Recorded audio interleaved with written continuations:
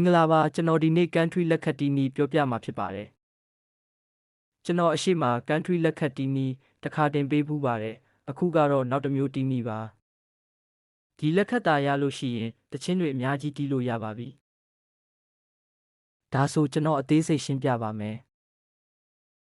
သူ့ရဲ့လက်ခတ်ကိုတစ်ချက်ကြည့်လိုက်ပါဝမ်းမှာဆိုရင်ဒေါင်းဒေါင်းဆိုပြီးနှစ်ချက်တီးရပါမယ်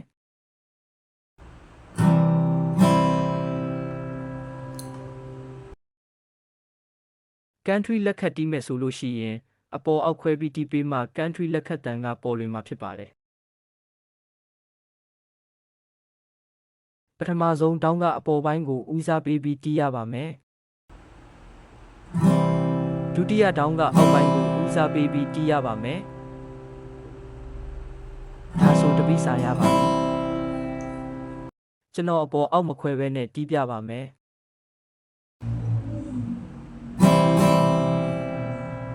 အဲ့လိုမခွဲဘဲနဲ့တီးရင်နားထောင်လို့လည်းမကောင်းပါဘူးတူးပြီးမှလဲဝမ်းကလိုမျိုးခွဲပြီးတီးပေးရပါမယ်တူးပြီးကိုတစ်ချက်ကြည့်လိုက်ပါတောင်းအတောင်းဆိုပြီးတီးရပါမယ်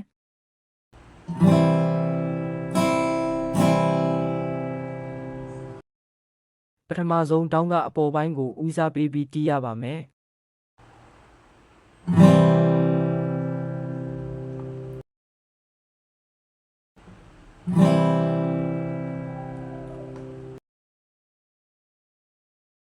နောက်ဆုံးအတောင်းကအောက်ပိုင်းကိုဦးစားပေးပြီးတီးရပါမယ်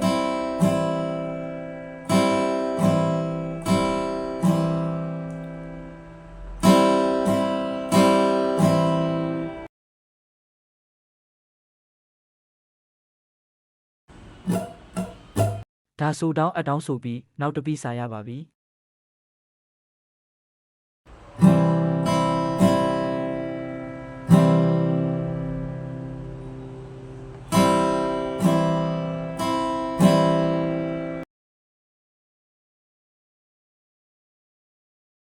1နဲ့2ကိုပေါင်းပြီးဖြည်းဖြည်းလေးတီးပြပါမယ်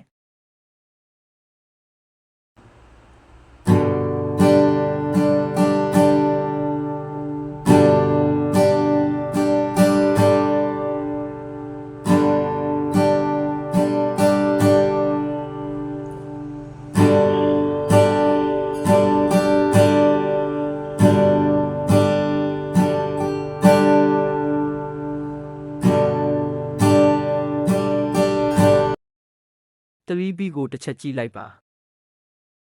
တီးရမယ့်နှုတ်တမိုးက1နဲ့တူတူပါပဲအပေါ်ပိုင်းကိုဒေါင်းတစ်ချက်အောက်ပိုင်းကိုဒေါင်းတစ်ချက်တီးလိုက်ပါဒါဆို1 2 3ကိုပေါင်းပြီးတီးပြပါမယ်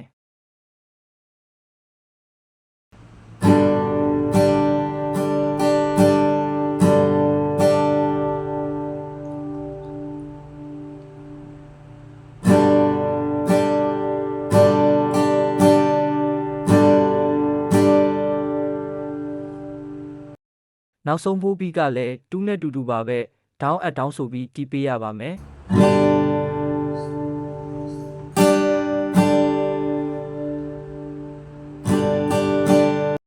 1 2 3 4ကိုပေါင်းပြီးတီးပြပါမယ်